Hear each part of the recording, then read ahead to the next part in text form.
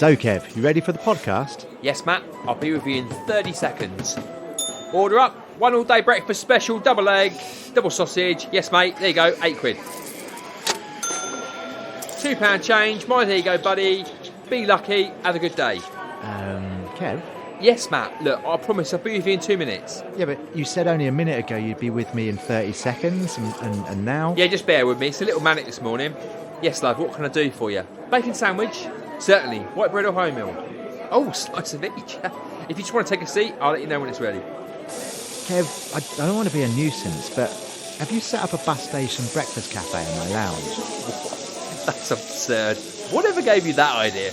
Well, it's just a nagging thought, but it really feels like you've set up a bus station breakfast cafe in my lounge. That is absolutely ridiculous. Show me even a single shred of evidence that might be the case. Well, you're currently frying bacon for that lady over there, and there seems to be a number of other customers waiting next to her. Completely preposterous. OK, what about the large number of fryers and grills, that microwave, and the toaster in front of the TV that definitely wasn't there this morning? They could be anyone's. All right. How about this rack of cutlery and assorted condiments? Never begin a podcast without sufficient quantities of mustard, Matt. How many times do I have to tell you? Yeah, but my lounge now has an entire seating area. And What lounges are for? well, I was fine when it was just the sofas, but where do all those dining chairs and tables come from? And why are all those hungry-looking people staring at me? And why is there a cash register on my coffee table? Utterly ludicrous. I've got absolutely no idea what you're even talking about. Breakfast burrito, order up. Yes, mate, breakfast burrito, £5. Yeah, you too, mate. Have a good day. Right, that's it. I'm closing this place down. Everyone out. Everyone out. Goodbye. Bet my line gets cut. Where's my fish? Outrageous. It's raining outside. I'm disappointed in you, Kev. I had a good run for my money. To be honest, I'm just surprised you didn't notice all the fryers and grills and coffee machine when I was setting them up earlier. Well, the thing is, I'm still getting used to what equipment is actually needed for a podcast. But yeah, I was a bit surprised about the seating area, though. And the cafe sign hanging outside over my front door. Speaking of the podcast, if I press play, will you give me a hand putting all these deep fat fryers back in my car? Go on, then. I'm keeping the bacon sandwich, though. You're the worst vegetarian ever.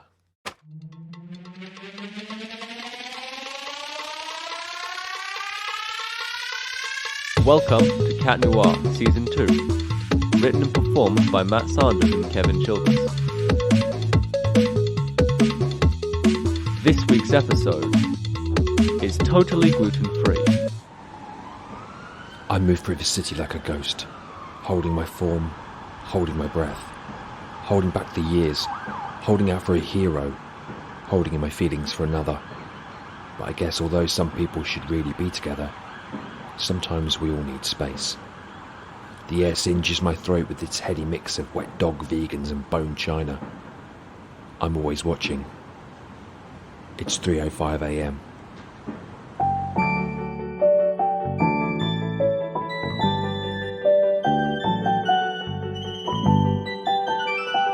Too Many Marples, Act 1. A knock at the door. Yes? Why, Mr. Filofax, this is most unexpected. I had to see you, Penelope. May I come in? Of course, Mr. Filofax, please do. Thank you for accommodating me on such short notice, Penelope. I feel I should be frank, Mr. Filofax. I do have rather a few guests here today already. Oh, I see. Mr. Filofax, may I introduce Major Plumbert from the 5th Regiment Brigade Platoon. How do you do, Major? Damn near waited half an hour for a sherry. This wouldn't have been tolerated in the trenches. Oh, Major Plumbert, I would be surprised if you even had sherry in the trenches. Quite right, quite right. Never until after sundown. And, Mr. Filofax, this is Reverend Tweed. How do you do, Reverend? Yes. Reverend, I saw you open the village fete last week. Your speech was somewhat adequate.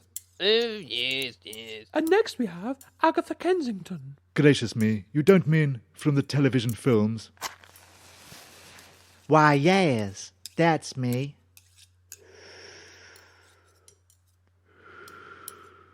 Don't say you came all the way over here just to see little bitty old me. Actually, I was hoping to see Penelope alone. Well, if you ever change your mind, Mr. Filofax,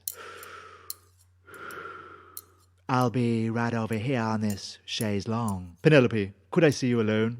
Only I do have a matter of rather urgent business to discuss. Oh, Mr. Filofax, I'm afraid that would be quite out of the question today. You see, as well as Major Plumbard, Reverend Tweed, and Agatha Kensington, Hello. I also have my Aunt Jane staying with me at present. Ah, yes, so I see.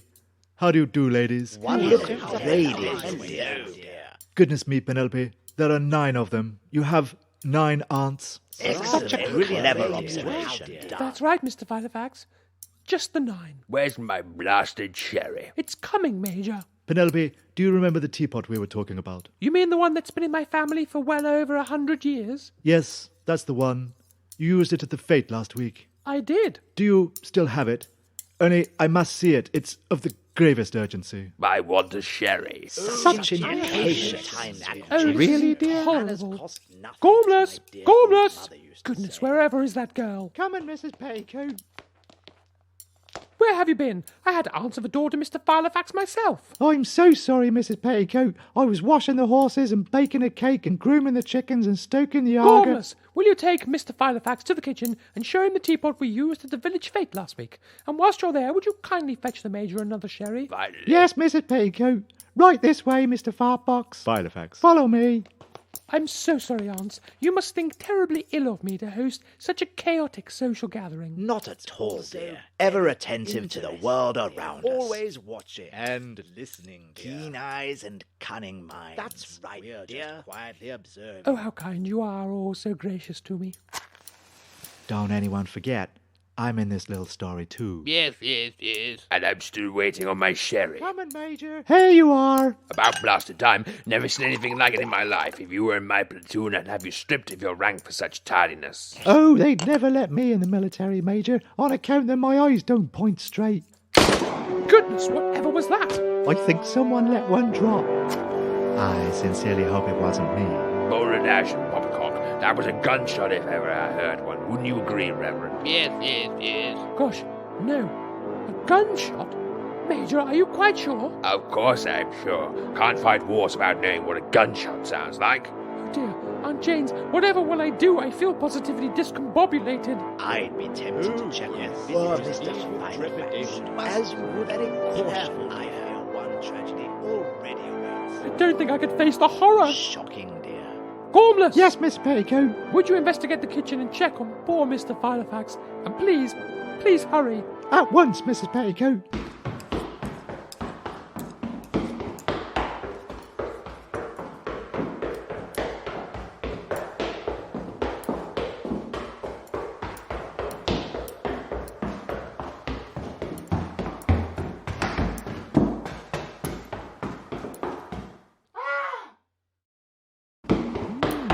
Goodness me. Now that is quite a thing. How very interesting. Oh, fancy. I wonder what happened next there. Quite fascinating.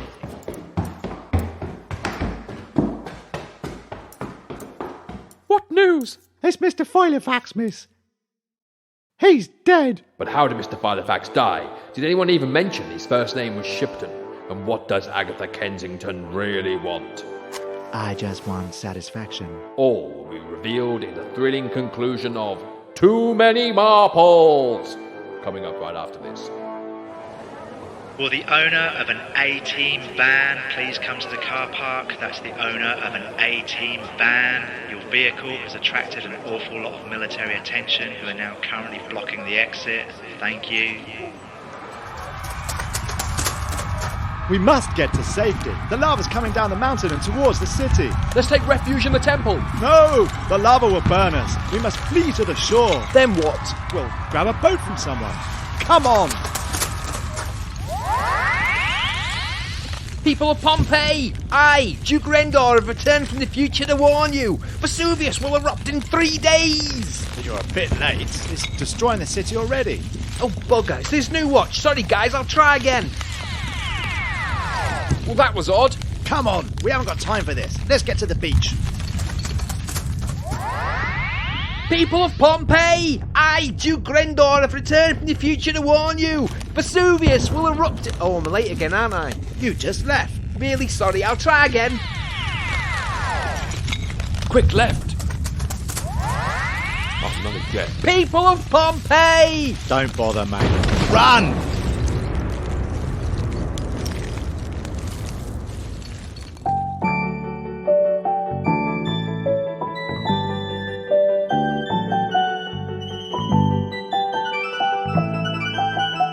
Too Many Marples. Act 2. A twisting shock.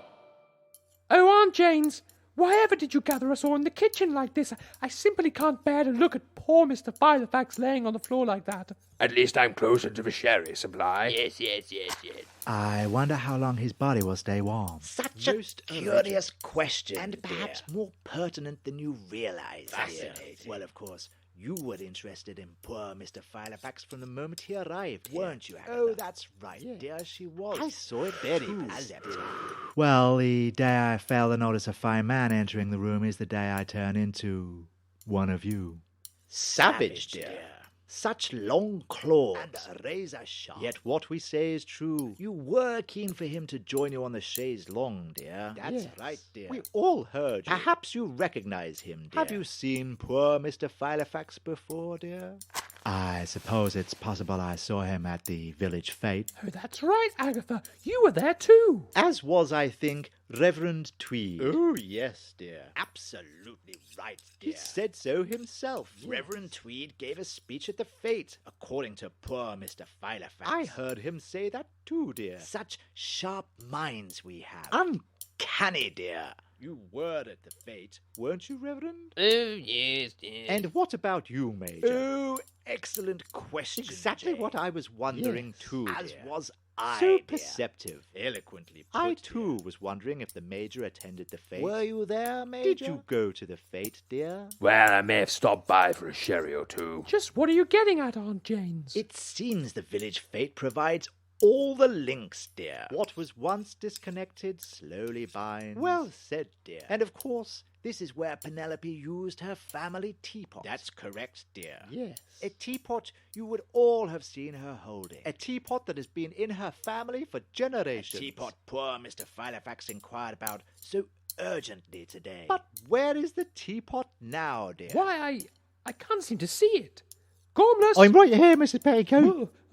Help me look for the teapot. It's worth hundreds of pounds. Well, I suspected from the start that the teapot had value. As did I, dear. It was the seriousness of poor Mr. Filofax that started my mind to wonder. Mine too, dear. And the fact that the teapot has history, dear. It's all beginning to come together. That's true. There is always reason when one looks for it, dear. It's all about paying attention. Miss Petticoat, I'm afraid the teapot has gone. Every last bit of it. What in blue blazes? Does anyone want to see me take off my scarf? Oh, yes. But this is simply impossible. Wherever could my precious teapot have gone? Oh, haven't you guessed? I think there really could only be the one explanation. As do I, dear. Me too. Yes. In fact, if you pay closer examination to all of the clues, There most assuredly is only the one place your teapot could be. Indeed, Jane. In fact, if one really thinks about it, all roads in this bizarre mystery can only lead to the one singular destination point. including the question of who apparently shot poor Mr. Filofax. Precisely, dear. Oh, my goodness. Quiet, Gormless! Oh, my goodness! Aunt Janes, are you telling me that whoever shot poor Mr. Filofax is the same person who took my priceless teapot? Well, damn it all, spinsters. Tell us who this vagabond is. Oh, yes. I'm undoing a button now. Reverend Tweed. Oh, yes. You gave a speech at the village fete. Quite right. Oh, yes. And what about Agatha Kent? You seem to have an eye for things that might bring you some degree of gain or recognition. I noticed that too, dear. That's she right, does. Quite right. Well said. I agree. It's a blessing and a curse. But given all we've seen unfold today, there really is only the one person who could have committed both acts of atrocity. I agree, dear. No doubt about it. Absolutely. I concur. No argument here. We've been paying attention. So, who is it then? Mr. Filofax. Dash it all. I can't hold my breath any longer. Mr. Filofax, whatever is going on, I demand you explain yourself at once. Oh, very well. You see, after I saw you use the teapot at the fete, I did some research and I found out how much it's worth. I knew I simply had to have it. And when I learned you had arranged this social soiree, I decided to gatecrash, steal the teapot, pretend to shoot myself, and, in the commotion that followed, I planned to sneak it away and sell your teapot to the highest bidder. And I would have gotten away with it too, if it hadn't been for your 9 aunts gathering everyone here in the kitchen around me. Here's your damned teapot. Mr. Filofax, I'm simply lost for words. I'm disgusted. If I wasn't so blasted full of sherry, I'd shoot you right now, my damn self. Would anyone like to smell my neck? Oh, yes. What do you think we should do with him, Aunt Janes? Well, dear, it's such a lovely summer's And day. you Such do a have your lovely teapot one, dear, back, isn't dear. it wonderful? I suggest we might have cake. Yes. Oh, yes, dear. Such a splendid idea. Tea and cake outside in the afternoon sun. I'll open the back door. Tea and cake does sound such tremendous fun. Will you stay, Mr. Filofax? Thank you, Penelope. I'd be delighted. I'll cut some cake. And you can pour me another sherry when you can be bothered. Oh, yes. Mr. Filofax, I've not really been paying attention to what's been going on here, but the chaise longue is still vacant if you'd like to join me there sometime. Cough drop, dear. Thank you, dear.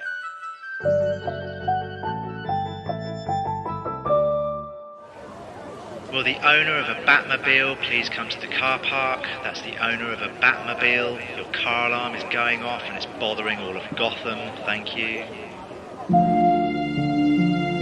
Twirzels chocolate.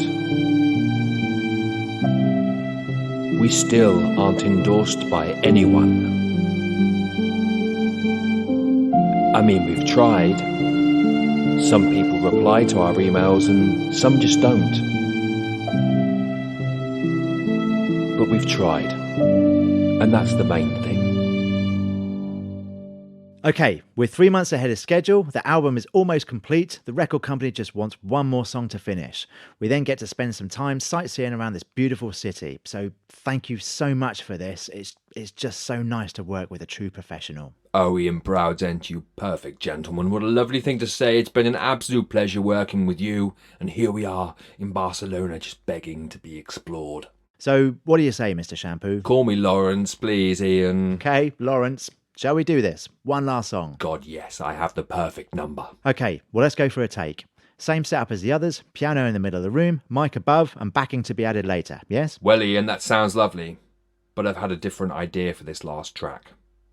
I'll play the acoustic guitar. Okay, right, well, that sounds great, Lawrence. You can go ahead and play into the mics on the left. Headphones are on the desk. Yes, this is it. This is the album that's going to make me. Come on, Lawrence, just one more song. Oh, Ian! Yes, Lawrence? Not a big thing, and don't think too much about it. Okay. Delete the backing track, drum and bass. I won't need them. Okay. Well, you're the boss. It might sound a little empty. It'll be fine. Thanks, Ian. No problem. Oh, Ian! Lawrence? Not a big thing. Don't think too much about it. Okay. Burn the master tapes of the album. Yeah, okay. Yeah, good one, Lawrence. Look, I'm paying you top dollar for this, Ian. Burn the master tapes, record this song for me. Send this to the paymasters at the record company.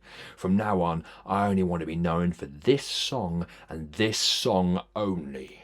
I'm not sure this is a good idea, Lawrence. This album has some of your best work ever. I hate it, Ian. I hate it. Some of these songs are top 10 hits, Lawrence. But I tell you what, why don't I just keep them in the safe for the time being, eh? Just do it. I can't. This is my career, Lawrence. This is my big break. Okay, if you put it that way.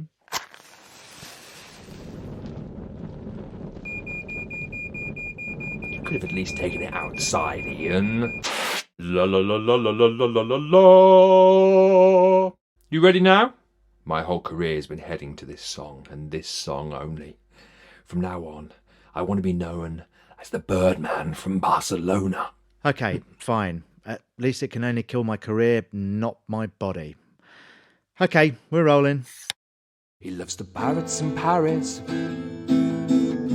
coots from Colombia, sparrows from Spain, and herons from Heron's Gate. He loves starlings from Stalingrad, duckies from Turkey, no, duckies from Turkmenistan. budgies from Bulgaria. He loves birds and countries and alliteration, and he loves birds and countries and alliteration, but he hates it when he quotes on Wikipedia in citation. He loves portly Portuguese partridge, cross Canadian capercaillies, quirky birds from Quasar and nowhere else, and sexy kingfishers from South Korea. Sallow Sudanese swans swimming in Saigon, Palestinian or Pakistani panic-pad wagtails, racy Russian red kites vomiting from Rwanda, monstrous Moroccan or Mongolian magpies in the marshes or meadows.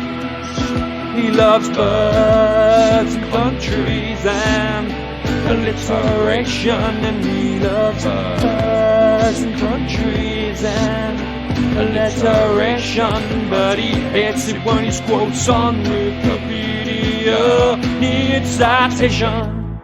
Gigantic greedy guinea fowl in Germany or Guatemala, vicious eating vultures in Vietnam or Venezuela, odd observational owls living out in Oman. Oh man, oh man, oh my lord, mentally moonwalking to Malta. And that's the number one record. You've heard of the pink pound, Ian? Well, I'm after the lucrative ornithology market, the feather pound. I never thought I'd say this, but I really miss Stella.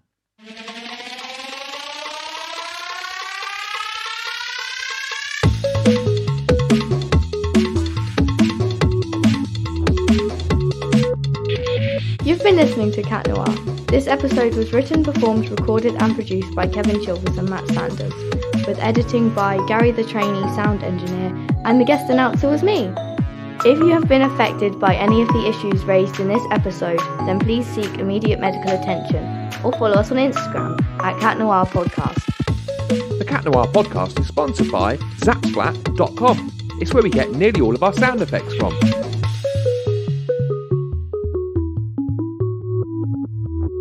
Join us next time for more of this. Are you tired of those same dank bathroom smells getting you down? Then stop using it. Seriously, that's why you've got neighbours. If you just use theirs, then yours will be the best smelling bathroom in town. Trust me.